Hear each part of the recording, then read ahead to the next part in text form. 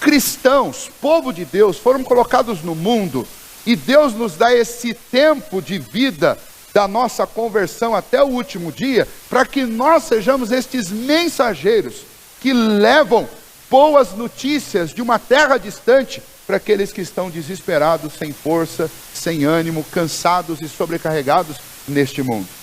E até aqui, eu tenho certeza que eu não disse nenhuma novidade que vocês já ouviram isso.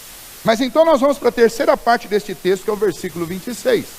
E o versículo 26 diz: como fonte que foi turvada e manancial corrupto, assim é o justo que cede ao perverso. Nós somos mensageiros da paz. Esta mensagem de paz que nós trazemos é a mensagem que jorra da fonte do Senhor. É água viva para quem está morrendo, para quem está sedento. É boa notícia para quem está desesperado, achando ou procurando alguma coisa nova, que dê ânimo para que o seu espírito possa reviver. Mas de repente o que acontece? Os porta-vozes dessa notícia, eles sentem medo do perverso, eles vacilam diante dos inimigos e eles fazem aquela mistura, eles dão uma mexida na água e eles estragam tudo. Quando uma pessoa fazia uma viagem, especialmente naqueles desertos ali da Palestina, eles tinham que caminhar trechos muito longos entre uma fonte de água e outra. Tinha um povo que vivia, um povo nômade, que tem um nome conhecido, nós já ouvimos muitas vezes, vocês já devem ter ouvido, que eram os beduínos. Os beduínos eram nômades que andavam naquelas terras e eles iam migrando sempre de uma fonte de água para outra fonte de água. E se existia um pecado mortal entre os beduínos, era uma vez que você está deixando uma fonte, você pisotear essa fonte e sujar ela de terra, de barro, turvar a água da fonte. Porque o próximo beduíno que chegasse, ele ia ter que esperar muito tempo até que a água ficasse boa para beber. Ou seja, você não só não cumpriu o seu papel de dessedentar as pessoas, quanto você estragou a fonte, que é a sua fonte de onde você tem que beber água, e a fonte onde os outros vão precisar beber também. E Salomão está usando esta imagem para comparar a postura, essa água suja de uma fonte, ele compara com a postura de alguém que conhece a verdade, mas tem medo de dizer a verdade. Sabe das boas notícias do reino de Deus, mas na hora de transmitir essas boas notícias, ele faz política de boa vizinhança. Ele dá uma misturada na verdade, para que a verdade fique menos agressiva ou menos surpreendente, porque na mentalidade dessa pessoa, talvez ela sofra algum dano por dizer a verdade nua e crua.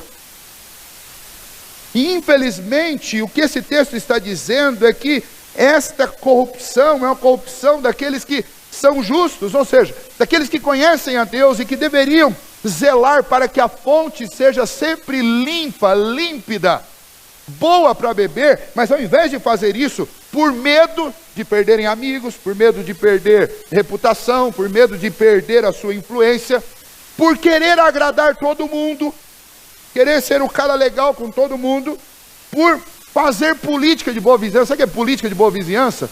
Você é o que cada um dos seus vizinhos quer ser. Essa é a descrição da política de boa vizinhança. Tem um vizinho seu que quer que você seja corintiano, então com ele você é corintiano.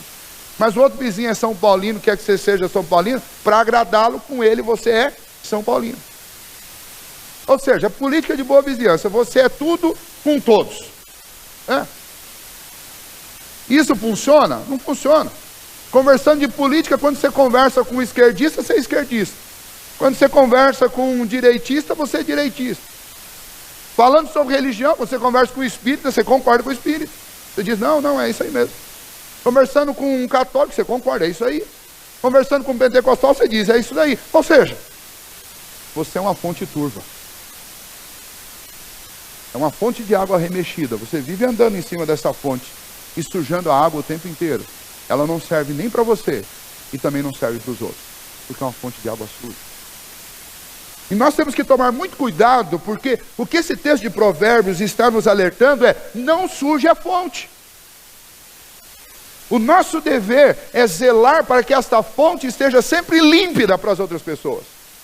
E quem suja essa fonte são os nossos próprios pés, quando nós andamos vacilantes. É interessante que o motivo por trás deste vacilo é a preocupação consigo mesmo. No final das contas, quem suja a fonte é aquele que é tão egoísta, que ele está tão preocupado com o seu pescoço, com a sua reputação, com o seu bem-estar, que ele não quer falar nada, mesmo que seja verdadeiro, que venha gerar algum tipo de conflito. E, infelizmente, nós vivemos numa época em que as igrejas estão cheias de pessoas assim, existem muitas igrejas assim, existem muitos pastores assim, que estão sempre jogando água no feijão, me permitam usar essa expressão, para tirar a força dele, misturando água no leite. Alguém falou para mim essa semana, pastor, 1 litro de leite extraído diretamente da vaca, daquele que a gente comprava e o charretê, o sitiante trazia e despejava na leiteira, no portão da nossa casa, 1 litro daquele dá para fazer 10 desse de caixinha, eu não duvido. Essa é uma outra ilustração para sujar a fonte. É você misturar água. Se eu misturar água, daí dá para falar com os meus amigos. Fica menos agressivo. O que a gente não está levando em consideração e não está entendendo é que este mundo não precisa de leite ralo nem de água suja. O que essas pessoas que vivem ao nosso redor precisam é da verdade pura do Evangelho. O que essas pessoas mais têm necessidade, muito mais do que a comida para o estômago, muito mais do que as boas notícias de um país distante desta terra, que elas podem receber hoje online, o que elas precisam é das boas novas do Evangelho, as notícias sobre o céu, as notícias sobre o Senhor, as notícias sobre o nosso Criador. Elas precisam receber essas notícias, e essas notícias precisam ser notícias trazidas com fidelidade, precisa ser uma fonte limpa. Mas são as nossas ações que destroem, que sujam, que profanam esta fonte. Nós temos hoje a Bíblia no celular, temos a Bíblia no papel, temos Bíblia em áudio, temos Bíblia de tudo enquanto é jeito. Nós só não temos a disposição de ler ou de ouvir das pessoas. Nós preferimos fazer um parafraseamento bem água com açúcar, e ao invés de dizer a verdade que os homens precisam ouvir, a gente vai lá e fala alguma coisa parecida com Paulo Coelho, alguma coisa que tem muito mais a ver com palestra motivacional do que com a verdade do Evangelho. Não foi isso que Jesus fez. Hoje à noite nós vamos falar um pouco mais sobre isso, especialmente no texto que nós vamos abordar, e no Sermão do Monte nós vamos ver Jesus tratando de 6 dos mandamentos e reinterpretando. E é interessante que Jesus sempre vai começar essa reinterpretação dizendo o seguinte: ouvistes o que foi dito aos antigos? Pois eu vos digo. Uma outra versão está lá: ouviste o que foi dito pelos antigos? Jesus diz: eu, porém, vos digo. Como Jesus já tinha dito que ele não veio revogar a lei, veio sim cumpri-la, então Jesus não está dizendo que os antigos ouviram uma coisa de Moisés e agora ele está dizendo outra. O que ele está dizendo realmente é que os antigos interpretaram e passaram uma mensagem para vocês. Mas eu vou dizer para vocês, o que realmente está na lei é isso. E Jesus vai tirar o peso daquilo que é externo e vai colocar o peso naquilo que é interno. E Jesus vai dizer, o que nós precisamos realmente é da verdade, da lei de Deus, do Evangelho, de maneira pura. Isso que Jesus estava criticando naquele momento, é isso que os religiosos estão dizendo, não é toda a verdade, eles diminuíram a verdade. Eles transformaram a lei de Deus numa lei de aspectos apenas externos. Mas a lei que o Senhor deu através de Moisés, ela é muito mais séria, muito mais profunda, muito mais difícil, muito mais dura do que vocês imaginam. Porque esta lei é uma lei que implica na observação da parte de Deus do interior do coração do homem. Então, ainda que externamente você demonstre que você é um santo, mas Deus te enxerga internamente, Ele sabe que você não é. E nós vivemos, quando eu falo de fonte suja, eu digo que nós estamos vivendo numa sociedade onde, por causa desta falta de limpidez, de claridade, de limpeza nas fontes do Evangelho, existe muita gente nesse mundo achando que está indo para o céu. Jesus foi, sem dúvida nenhuma, a fonte mais límpida de todas. E ele não só foi a fonte, mas ele era a própria água. Ele disse: eu sou a água da vida. Nós não somos a água da vida, mas nós somos aqueles que têm acesso à fonte. E a pergunta é: nós somos diferentes daqueles judeus que ensinavam a verdade misturada com a mentira? Essa é a pergunta. Para fazermos bons amigos, para fazermos muitos amigos, para agradarmos a todas as pessoas, nós temos que tomar cuidado com isso. Os 3 versículos de hoje estão dizendo para nós: não suje a fonte. A fonte é este evangelho que nós recebemos. E ele precisa ser estudado, conhecido e ensinado do jeito que ele é. Muitos estão querendo pisar nesta fonte e sujar esta água. Cabe a nós, filhos de Deus, lutar para que essa fonte continue sendo uma fonte límpida. Esse é o nosso papel no mundo. Ah, pastor, mas daí nós vamos perder a amizade de muitas pessoas. As pessoas não serão simpáticas a nós. É verdade. O Senhor Jesus diz: perseguiram a mim, vão perseguir vocês também. Me odiaram, vão odiar vocês também. Não é novidade. Se o nosso Senhor, que é o autor deste livro, foi perseguido pelas palavras que ele pregou, quem somos nós para nos esquivarmos disso? Que o apóstolo Paulo dizia que inclusive para ele era um privilégio. Era um privilégio estar em cadeias com Cristo. Ele queria dizer com isso? Ele queria dizer que ser punido pelas mesmas coisas que Cristo foi injustamente punido, para nós homens é um privilégio. Significa que nós estamos no caminho certo. Ser odiado por causa do nome de Jesus é um grande privilégio, porque significa que você está realmente mantendo a fonte limpa. Mas quando a palavra do Evangelho em você não causa espanto, não causa resistência, não causa nenhum tipo de inconveniente, é bem provável que a fonte esteja suja. Porque se a fonte está limpa, ela, ao mesmo tempo que ela traz vida para quem está morrendo, ela também desperta o ódio daqueles que querem permanecer na morte.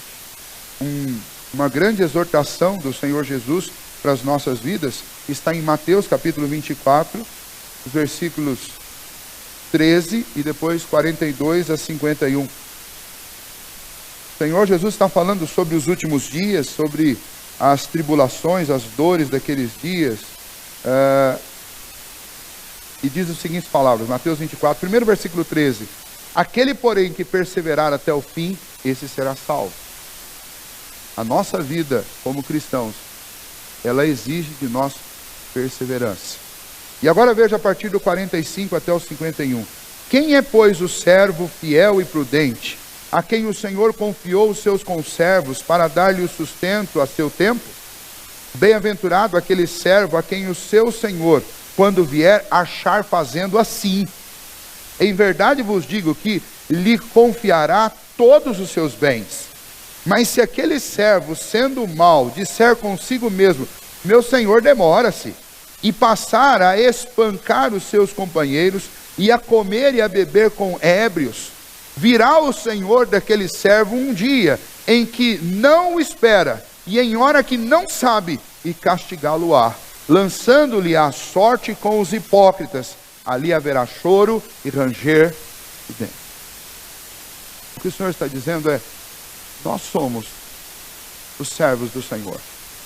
E ainda que demore, ou ainda que pareça que vai demorar, eu não posso simplesmente baixar a guarda, eu não posso sujar a fonte, eu não posso ir me entorpecer com aqueles que vivem entorpecidos. A ideia de ir beber com o ébrio, o que ele está dizendo nesse texto é o seguinte: em tempos em que você precisaria estar despertado, atento, vivo, você não pode fazer como os outros e se entorpecer como se não tivesse nada importante para acontecer.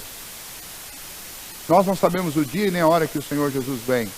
Por isso é necessário que nós nos conservemos, lutando, batalhando pela fé do Evangelho, anunciando, alimentando o que está sedento, o que está com fome, dando de beber desta fonte a este mundo que está cansado, sobrecarregado. carente, necessitado de verdades. Esse é o papel do cristão. Eu costumo dizer que nós cristãos precisamos fazer amigos, precisamos buscar pessoas ao nosso redor, porque a evangelização é isso, é você ir acolher gente, não as que já estão dentro da igreja, mas as que estão do lado de fora. E a verdadeira amizade, quando eu falo fazer amigo, eu não estou dizendo que é para você ir lá bajular ninguém, não. A verdadeira amizade é aquela que olha nos olhos e diz as verdades que precisam ser ditas. Basta que você considere no seu grupo de amigos quem realmente você chama de amigo. É aquele que está o tempo inteiro batendo nas suas costas, ou é aquele que te chama de canto e fala assim, hoje nós precisamos conversar. É exatamente por gostar de você, por ser seu amigo, que eu quero dizer para você algumas coisas. E a maioria dos teus colegas não vai te dizer, mas eu preciso te dizer. Quando eu falo de fazer amigos, eu estou falando disso. Eu estou falando que os cristãos precisam fazer amigos, precisam chamar pessoas no mundo, trazê-las para perto e dizer, olha, eu vou te dar de uma fonte limpa. Por amar você, eu quero dizer uma verdade para você. Quero dizer que nesse caminho que você anda, sem arrependimento, você está condenado ao inferno. Isso é ser uma fonte limpa. Não estou dizendo isso para você porque eu me acho melhor, eu estou dizendo isso para você porque um dia eu estive na mesma condição que você está. E alguém foi verdadeiro comigo e falou a verdade com todas as letras. E nós precisamos. Nós temos muitos colegas nos nossos trabalhos, nas nossas famílias, nos clubes dos quais nós participamos, gente que está caminhando para o inferno porque não crê em Cristo Jesus, e nós somos capazes de encontrarmos semanalmente com essas pessoas e nunca dizer a verdade abertamente para elas. Não suje a fonte. Não suje a fonte. E dê de beber a quem tem sede, a quem precisa de beber desta fonte. São duas ordens bem claras do texto de Provérbios e de todo o Novo Testamento para nós. Que Deus nos ajude para que nós cumpramos nosso dever de suprir as necessidades, inclusive a necessidade do Evangelho. E que ao cumprir esse dever, nós não sujemos a fonte. Nós façamos isso dando água pura, limpa, límpida, para aqueles que ainda não conhecem a Cristo Jesus. Para que eles conheçam, mas conheçam como Ele se revelou. E conheçam o seu Evangelho como Ele diz. E não como a agenda dos movimentos culturais do nosso tempo querem torcer ou transformar o Evangelho. Que Deus tenha misericórdia de nós e nos ajude neste processo. É uma grande responsabilidade que pesa sobre os nossos ombros. E Jesus disse, se quando eu voltar e encontrar os meus servos bebendo e farreando, se entorpecendo, com quem não conhece a verdade, não sabe da urgência, esta pessoa será lançada junto com os outros demais no inferno. Vejam bem, o que nós estamos fazendo com uma grande responsabilidade que Jesus nos deu.